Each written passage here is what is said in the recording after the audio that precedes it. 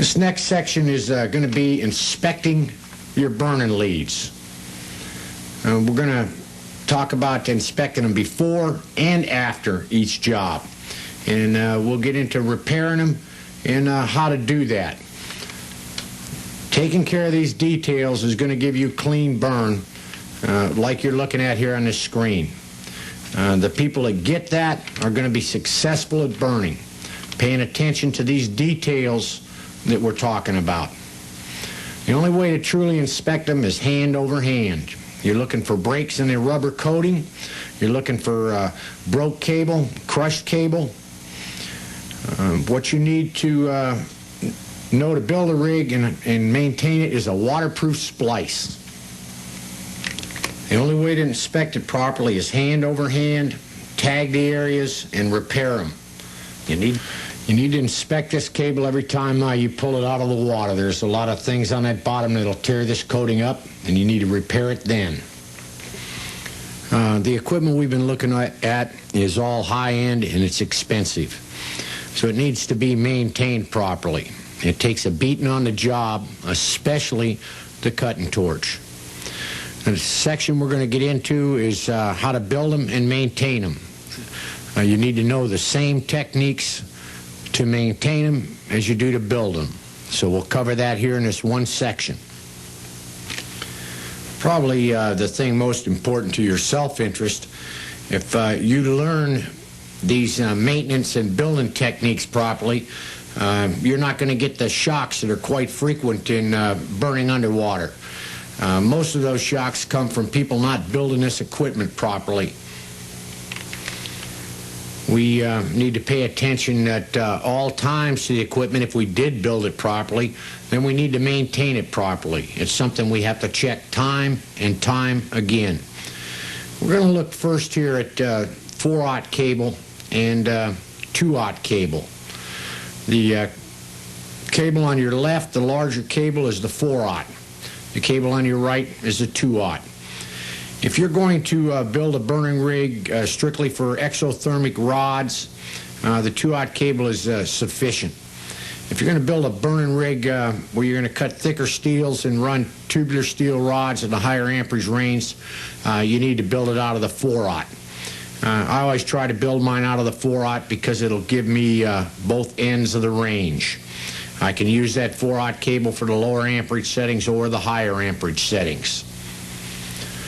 What we're looking at here is a deep barrel lug. And all your connections, there'll be lugs where you're connected to the machine, a knife switch. You'll have one on each end of your hot lead, one on each end of your ground, and one on each end of your burning torch. You'll make a waterproof splice between this lug and the burning torch. That little tool at the top is a crimping tool. You can buy at any electrical supply store. And if you use the deep barrel lug, you'll be able to get a couple of real good crimps on it. They need to be tight. This is an electrical connection, and any looseness in it, you're going to lose amperage. So again, that lug needs to be crimped on tight. When you clear the coating off the cable, you want to clear it enough so that cable will reach the bottom of the lug before you crimp it.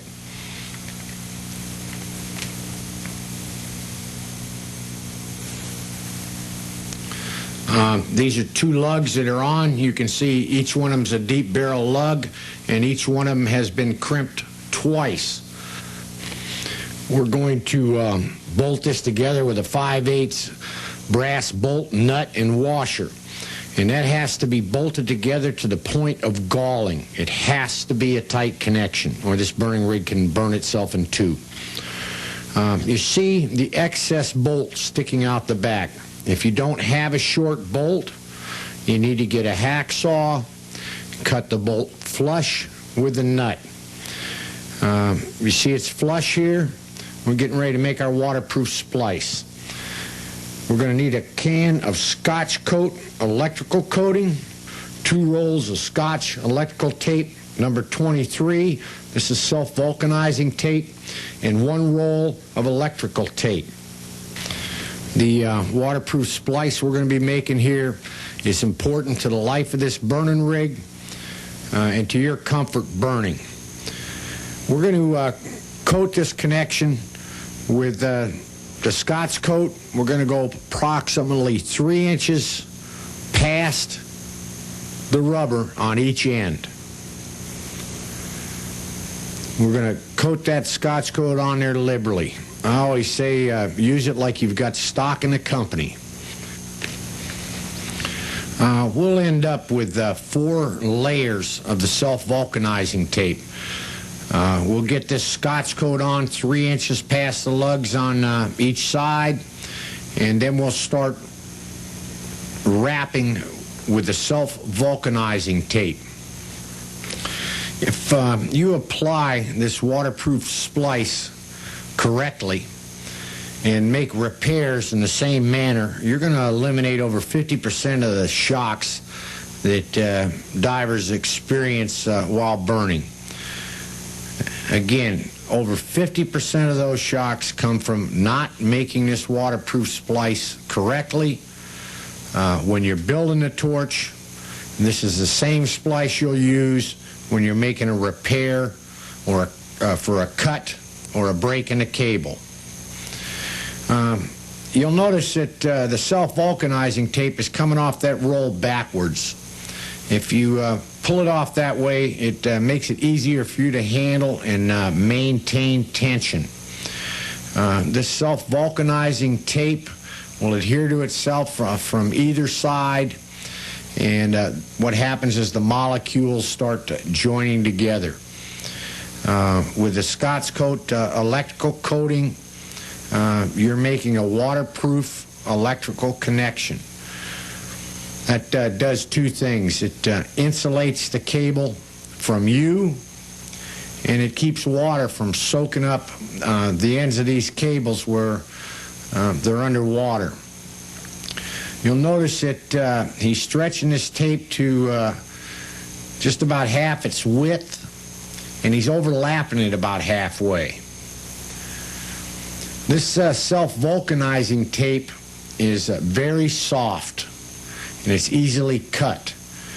That's one of the reasons we cut that long bolt off. If you pull this up over a long bolt sticking out past the nut, you'll quickly wear a bare spot down there, and that's usually the connection right by the torch. Again, this tape is being stretched to about half its width, and it's being overlapped about 50%.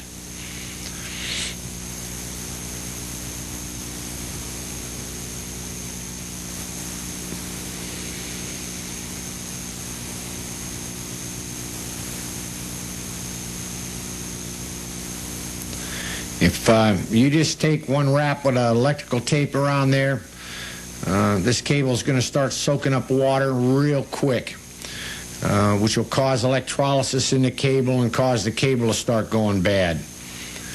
When these burning rigs are costing thousands of dollars, maintaining them properly will help you get a pay raise.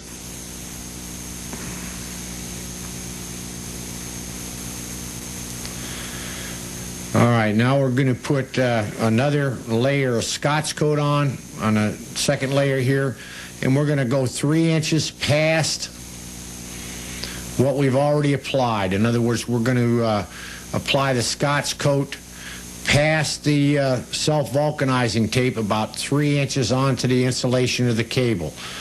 So each time we put on a layer, we're going to go 3 inches past the last one.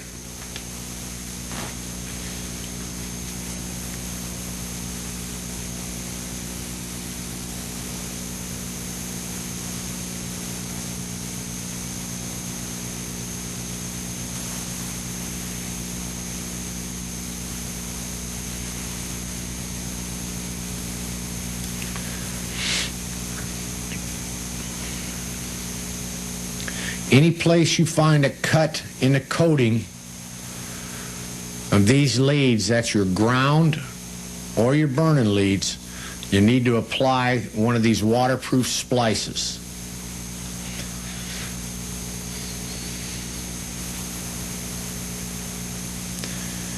In your handouts that come with the class, you'll find a step step-by-step written method for building the burning rig.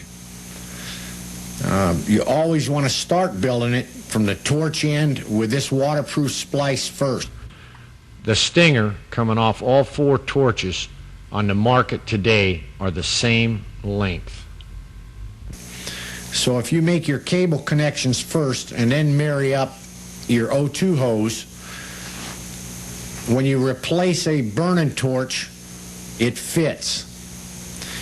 If you make everything fit the O2 hose, you're going to end up with this coiled and folded back, and you're going to lose heat. So here we go on our 3rd coat. We're again going 3 inches past the 2nd one, liberally applying the Scotch coat. This is going to give us a waterproof connection where there's no leakage of amperage out to us, so we're not getting shocked, and where there's no water soaking up that cable, so it's going bad.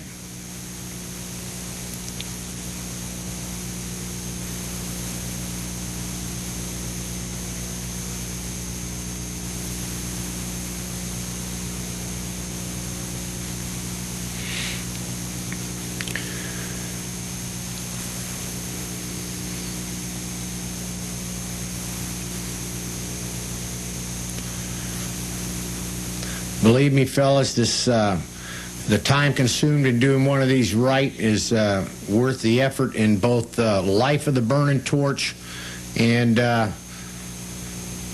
your comfort in the water while you're burning. Okay, we're going to get the 4th coat on here. We'll show you the length of it, and then we're going to put over the top of the 4th coating, you're going to apply 1 more coat of the Scotch coat. Then you're going to take standard electrical tape. Now this tape doesn't waterproof it, and it's not really insulating. You're insulated from that cable there. You're not going to get shocked through that self-vulcanizing tape. But that self-vulcanizing tape is soft, and it'll be torn real easy. The electrical tape you're putting over the top is there as chafing gear for that Scotch self-vulcanizing number 23 tape. In other words, if that brushes against something, it's easily cut, torn, or marred. So you're using standard vinyl electrical tape as chafing gear. I always put 4 coats of that back and forth. And again, you wrap it tight. Stretch it out. Make a tight wrap on it.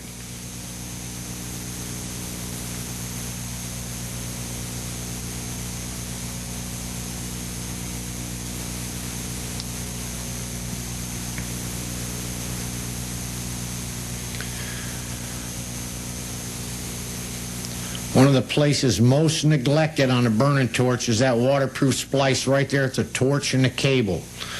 I can walk in almost any diving company in a nation that has burning gear and go through it and find bare metal showing through this waterproof splice where it's been worn, and there'll be a little hole through there at that nut, and nobody's paying attention to it. And I will guarantee you that if you're burning with that, you're going to get shocks.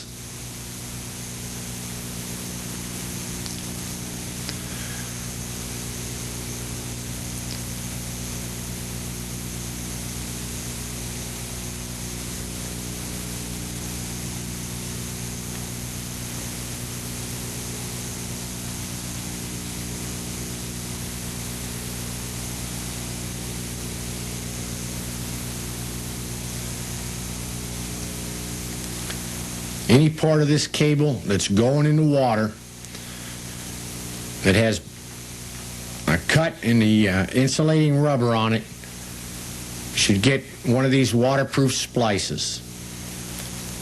You go 3 inches past the cut in the insulation, just like you did with this lug connection. If you have to take a section out of the cable because you've got broken lead inside the cable or it's been crushed and you need to splice in a piece of cable, You need to make this waterproof connection over both sections that you spliced in. If at all possible, you want to let this set up 12 hours before you put it in the water. Of course, on jobs, sometimes you'll have to make a waterproof splice and get it right in the water.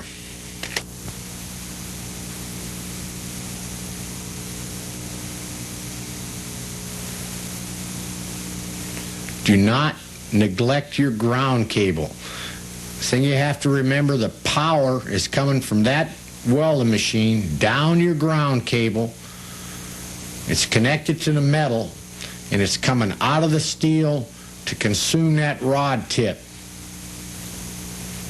So that ground cable needs to be in just as good a condition as that burning lead. It's a circuit.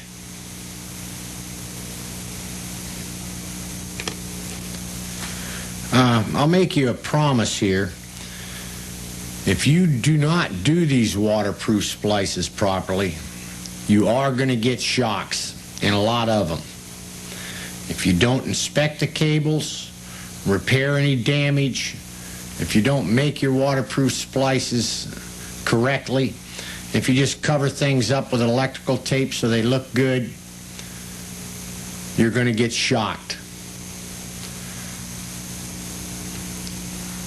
Best way to get a guy to do these properly is let him burn that way for a while and then show him how comfortable it is when the splice is done correctly and he's not getting shocked. Your splice is going to be a minimum, if they're correct, of 18 inches long, somewhere between 18 and 24 inches. If you see one shorter than that, you know it's not done correctly. If it's not done correctly, it's going to shock you. Okay, we've carefully selected our equipment.